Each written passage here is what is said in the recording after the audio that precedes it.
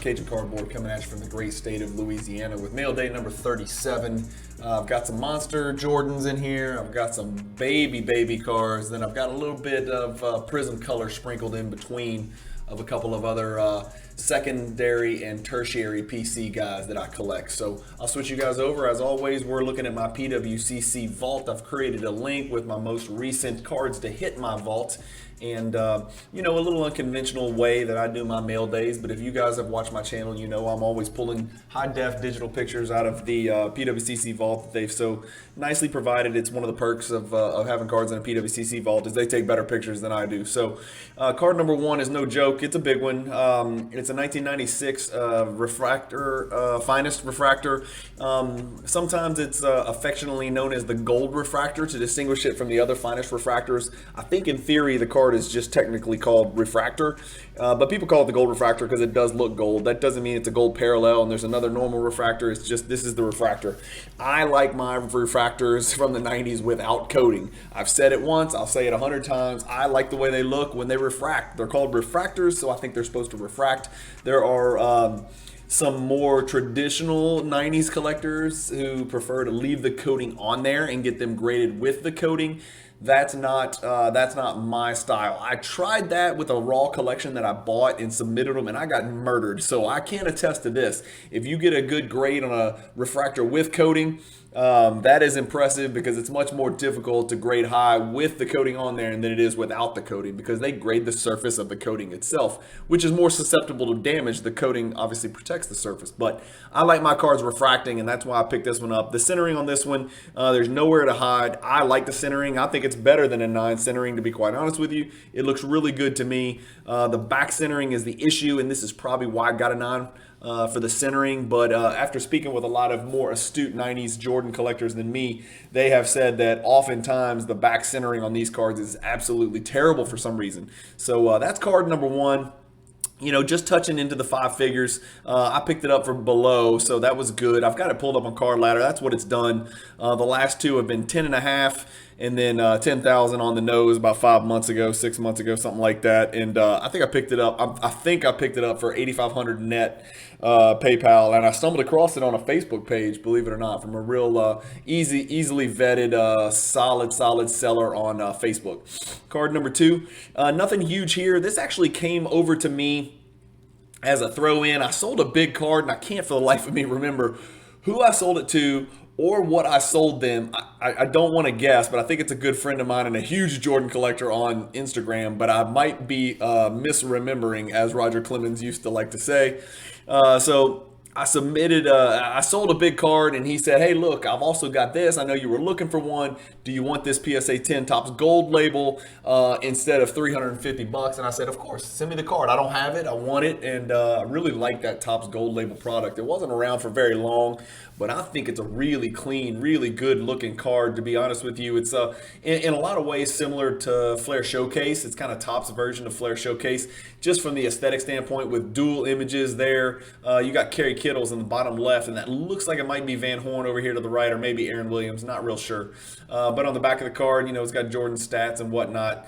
And, you know, just a cool card. It's a base card, so anything special. I've got it pulled up on here. You know, well, there you go. It's about a $450 card, $350 card. I think I paid $350. The average of the last 13 sales is $350, so that's about what it's at. It's a pop 157, but pretty cool card. Really good looking for a base card, in my opinion. Next card on the list is a baby. I'm not going to spend too much time on this. You guys know I'm collecting Lillard. You know I'm going to try to put together the green and the silver run, just like I'm doing for LeBron. And so beginning in 2012 Prizm, I'm trying to go all the way through the year 2000, whatever we are in, 2022, if they ever produce that. Silver Prizm PSA 10, and you can't collect the entire player run of silver PSA 10s without picking up the 2018, and so that's what this is. It's Damian Lillard's 2018 Prizm Silver PSA 10. Nothing huge about that card, just one card that I had to get, and that's that set collector gene coming out of me. Next is a card that's a little controversial. I picked this up. I probably should have put a little more time and energy into observing the card. I was really looking more into the clarity of the card and the color of the card, and it checked all those boxes. It's got some issues up here, which is not uncommon on these Star Power Supreme. After they've been encased, you'll see some flaking up here, which you can see. Clearly that's flaked. And it clearly flaked after it had already been placed in the PSA 10 slab. Otherwise, it would never have gotten a PSA 10. But this is the Ultra Star Power Supreme. I was super excited about this card, very happy about this card because I had the Star Power PSA 10, I had the Star Power Plus PSA 10, and then the third card in that parallel set was the Star Power Supreme that you're looking at. I've always had a 9, and so I was very happy to sell the 9 and replace it with this Star Power PSA 10. And so out with the old, in with the new, and it kind of completes my triumvirate of 1997 Ultra Star Power. So just a cool card, and you can always see the red image of Jordan on the back, and then you can see through and see the front image on the front, and vice versa right there. So just a cool card with those little atom type things in the back, and a lot of that is I'm hoping none of that is on the surface, for goodness sakes. I would think that all of that is on the slab itself. But I've never had the card in my hand, which is one of the drawbacks of not catching the cards in hand. They get sent straight to my PWCC vault. So, but nevertheless, happy to add that card. It's got a 10 on the label, and so does the Star Power Plus, and so does my Star Power base card. So happy to have that card in my collection. Very low pop card, that one. I am I shouldn't say I'm close because I'm missing some extremely expensive cards that I'll probably never run across, but I've got a pretty good sized, impressive 2013 Prizm LeBron James Rainbow. I had the red, white, and blue mosaic already, red, white, and blue mosaic, and I needed the blue, white, red Pulsar. So as a Giannis collector and a Giannis rookie rainbow collector, I know there's two versions. There's blue, white, red. There's red, white, blue. One's a Monster Box Pulsar, and the other one is the mosaic.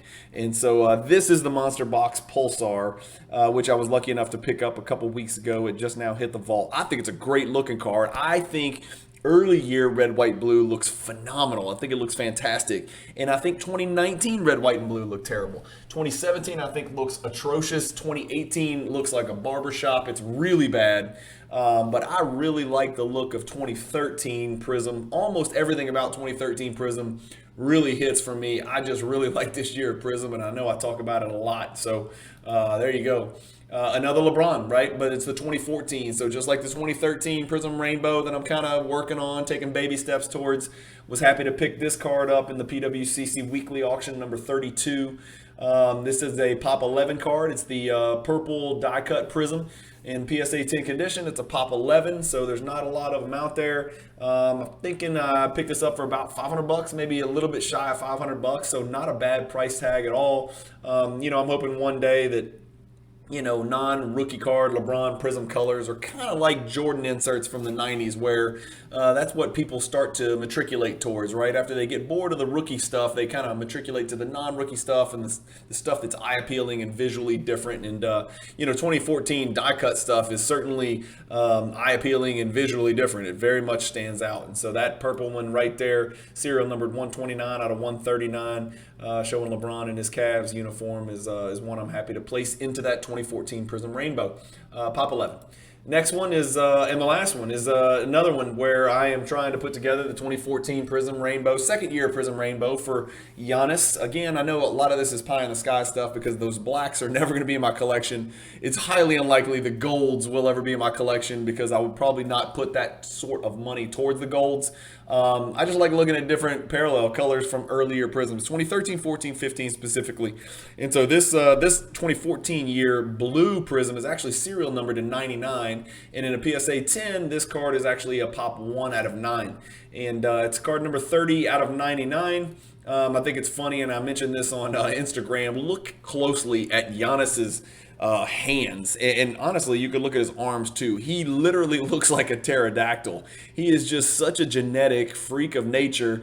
The nickname Greek Freak is apropos. I mean, his hands literally make it look like he is holding onto a softball. It's just incredible, and people wonder why he struggles to shoot the ball proficiently and shoot free throws. Is because imagine if you were trying to shoot a softball.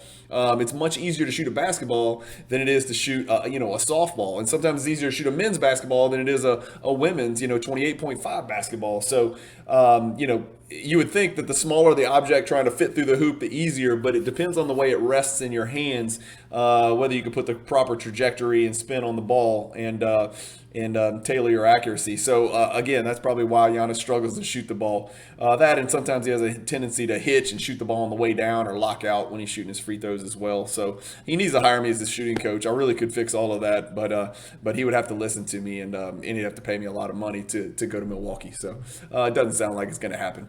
Anyway, that's it, guys. Back to the list. We've got some high-end Jordan flavor with the Star Power Supreme and the gold refractor. And then we've got a nice little base Jordan here with the gold label PSA 10.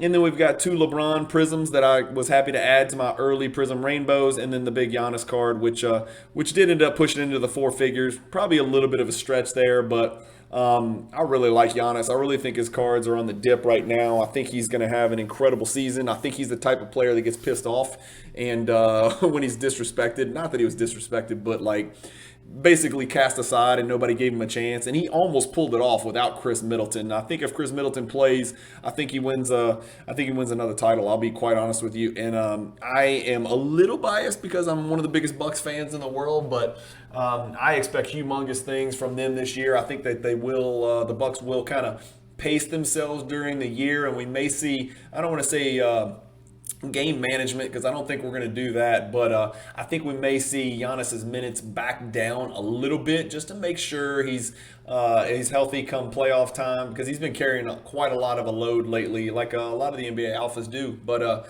Giannis is just built different, man. He is one of those guys that's only got one gear. So that's it, guys. A couple of bronze, 3 Jordans, a baby Damian Lillard, and then a Giannis blue. So a lot of set collector type pieces there, in addition to the two big Jordans. So anyway, thank you guys for watching as always. I hope you guys appreciate the mail days. I just like to share with you what I'm doing and why and what direction my collection's headed. It also gives me a chance to kind of recap and recalibrate and process what it is I'm doing in the direction that my collection's headed, which is always a good thing, I think, for all of us as collectors, to sometimes take a step back and figure out, okay, now what did I do the last week? What did I do the last couple weeks? What direction am I headed? Do I need to narrow my focus? Do I need to broaden my focus? Where's my money going? What are prices doing? Things like that. This is just one of those deals where it's if it wasn't a webcam, it would be a mirror, right? Which would be weird, really weird, but I'm kind of talking to myself when I make these mail day videos, but I appreciate you guys coming along for the journey with me. Anyway, thank you guys for watching. Let me know what you think about any of these cards, if any of them were good or bad pickups, or if I overpaid. I might have overpaid for a couple of them, but sometimes when you see it, you just need it. So thank you guys for watching. Keep collecting. Stay positive in the hobby. Peace.